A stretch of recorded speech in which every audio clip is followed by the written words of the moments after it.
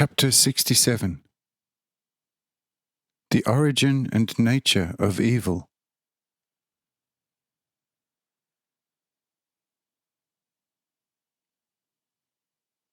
After this very deep and living tuitional speech of the Lord, Lamech was motivated again, and said to the Lord, whom he loved now above all, O Lord and most holy Father, if this is so, I want to ask you all my life, and I will not be afraid any more, if you, to humiliate me, give me even the deepest answers. And as such I am ready with, in my opinion, a very important question. If you, O Lord, want to hear it, I then will release it at once. And the Lord said to him in a very gentle tone, Why do you always want a threefold permission before daring to speak? I say to you, speak! Because in my speech, I already have told you that you can ask whatever you want, and I will enlighten you about it. Why should there be a second and third permission required? Thus just speak as your heart and tongue tells you to.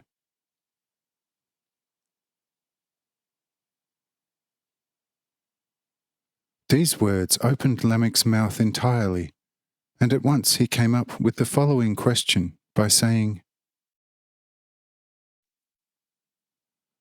Lord, you were, since eternity, perfect and endlessly good in your being, and that through your entire being and except for you, there was forever nothing in your entire infinity except you alone. But when you wanted to create angels, heavens and worlds and people, you did not need any substances but your almighty will, coupled to your most wisest, most holiest exalted ideas and thoughts, was and always will be forever the sole reason of your whole infinite creation. But since it is impossible for me to think that in you ever could have been a bad idea, or even a remotely evil thought, I would like to know from you, from where the actual evilness of Satan, and thus also the spite and bad in us humans, came from. From where the sin, from where the anger, from where envy, from where revenge, from where the lust for power, and from where harlotry.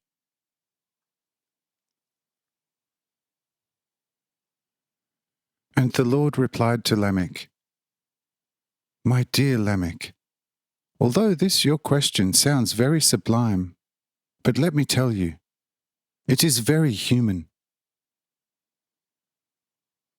I nevertheless want to give you an answer and solve your question. Although you secretly thought to have given me a question that even I would have a little trouble in answering, and thus listen.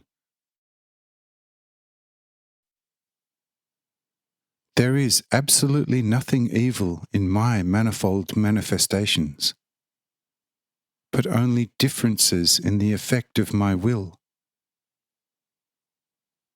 And this is equally good in hell as in heaven, in creation as in destruction. But in the manifold manifestations of creatures, only one thing is to be regarded and placed as good, which is that only the proportion of affirmation alone is to be regarded and placed as good, under which the creature can exist beside me and in me. And that is the preserving or always creating part out of me. The dissolving or destroying, ruling powerful part, however, is considered evil by the creature, because it cannot fathom it to exist next to and in me.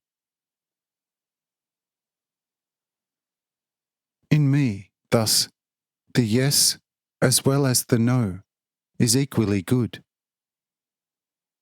Because in the yes I create, and in the no I manage and arrange everything.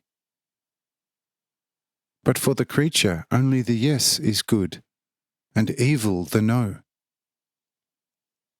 And this for as long until such time it has not become completely one with me in the yes, where it then can also exist in the no.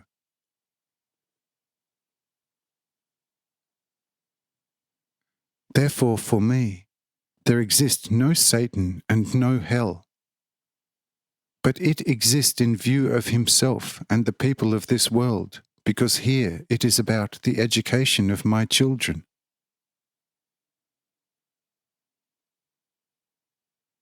There exist countless other worlds on which Satan is unknown, and therefore also not the no, but only the yes in its relationships. Look, this is how things are. The earth is a nursery, and as such there is always a lot of shouting and blind hubbub. But I look at it with different eyes than you, a person of this world.